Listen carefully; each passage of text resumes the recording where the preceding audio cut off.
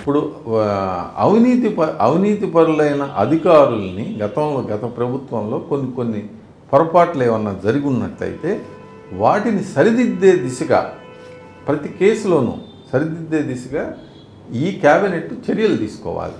ఉదాహరణకు ఒక చిన్న ఎగ్జాంపుల్, ఫైబర్ గ్రిడ్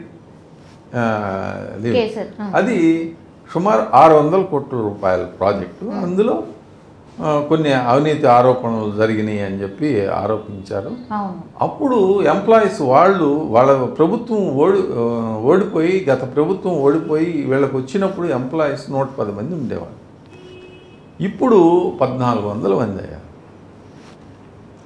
రాత్రికి రాత్రే ఈ 1400 మందిలో దాదాపు డిసప్పేర్ అయిపోయారు, అంటే రిజైన్ చేసేసారు. ఎలా రిజైన్ చేసాం? వర్చువల్ లే ఆఫ్స్ ఎలా జరిగినాయి? వీళ్ళు అసలు నిజంగా అక్కడ పనిచేశారా లేదా?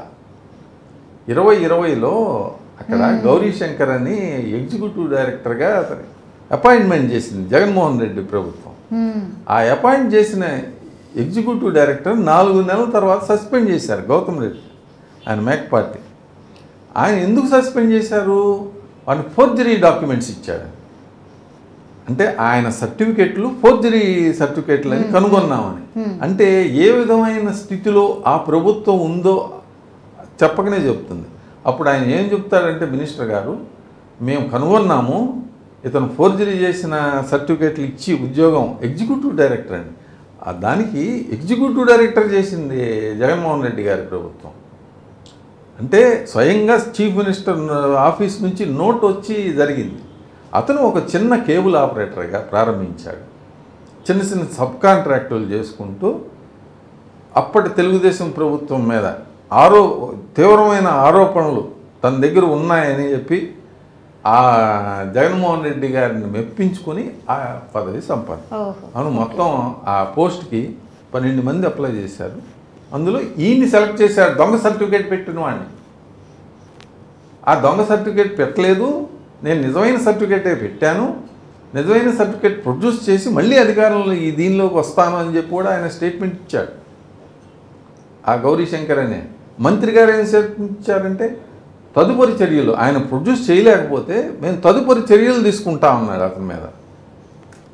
మరి ఆ తదుపరి చర్యలు ఏమైపోయినాయి అంటే దాన్ని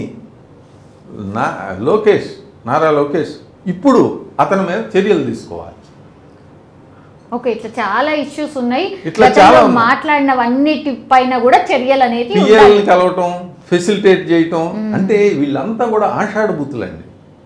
ఈ ఆషాఢభూతి చంద్రబాబు నాయుడు గారి ప్రభుత్వంలో కూడా ఇలాంటి ఆషాఢభూతులే ఉండేవాళ్ళు. వాళ్ళు మెల్లగా ఇక్కడ విశ్వరూపం చూపించారు ఈ ప్రభుత్వంలో. మళ్ళీ ఈ ప్రభుత్వంలో ఇదే ఆషాఢభూతులు, ఇదే వ్యక్తులు మళ్ళీ అధికార యంత్రాంగం దగ్గరికి చేరుతున్నారు. అలాంటి ఆషాఢభూతులను దగ్గర చేర్చుకోకండి. మిమ్మల్ని వాచ్ చేసే మీడియా ఎప్పుడూ 2 కళ్ళతో కూడా మిమ్మల్ని వాచ్ చేస్తాను. Your under watch. ఇలాంటి గౌరీశంకర్లను మీ పేషీల్లోకి పిలిపించుకొని మాట్లాడటం ఇలాంటివి జరిగితే తప్పకుండా మీరు అనతి కాలంలోనే మీరు ప్రతిష్టను కోల్పోతారు. కాబట్టి తస్మాత్ జాగ్రత్త, పారాహుషారు. ఎప్పుడు కూడా మనం 3 సమస్యలు చూపించామండి, ఇలా 10 ఉన్నాయి తెలుగుదేశం పార్టీకి. అంటే తెలుగుదేశం పార్టీ కూటమని కాదు, ఒక ప్రభుత్వం, ప్రజలు ఎన్నుకున్న ప్రభుత్వం, దాదాపు 57% ఓట్లతోటి గెలిచిన ప్రభుత్వం నుంచి ప్రజలు ఎంతో ఆశిస్తూ ఉంటారు. ఇది తెలుగుదేశం పార్టీ విషయం కాదు, జనసేన విషయం కాదు, బీజేపీ విషయం కాదు, ఇది ప్రజల సమస్య. చాలా చాలా జాగ్రత్తగా ప్రతి అడుగు వేయాలి. ఆన్ రికార్డ్ ఇప్పుడు 1500 కోట్లు భారత్ నెట్ నుంచి ఫైబర్ గ్రిడ్కి వచ్చినాయండి. 600 కోట్ల ప్రాజెక్టుకి ఈయన గౌరీశంకర్ అంటాడు 1500 కోట్లు స్కామ్ జరిగిందంట. అది నిరూపిస్తారండి. అంటే ఎన్ని అంటే ఉత్తర కుమార ప్రగల్భాలు. అంటే 500 కోట్ల 600 కోట్లు అసలు ప్రాజెక్ట్ 600 కోట్లు, 1500 కోట్లు స్కామ్ జరిగింది అని. అంటే అసంబద్ధమైన వ్యాఖ్యలు చేస్తూ అది సిఐడి కేసులు వెళ్ళి మాజీ ముఖ్యమంత్రి మీద అరెస్ట్ వారెంట్ దాకా వెళ్ళింది. అంటే కోర్టులో ఉన్న పరిధిలో ఉన్న వ్యవహారమే. ప్రొసీజరల్ ల్యాప్సెస్ తప్పకుండా ఎవరినైనా కానీ ప్రశ్నించాల్సిందే. ప్రొసీజరల్ ల్యాబ్స్ ప్రతి ప్రభుత్వం చేస్తూ ఉంటుంది. ఆ ప్రతి ప్రభుత్వాన్ని కాగ్ విశ్లేషిస్తారు. దాన్ని లీగల్గా ఏదన్నా చర్యలు తీసుకోవడానికి అవకాశం ఉంటే తప్పకుండా తీసుకోవాలి.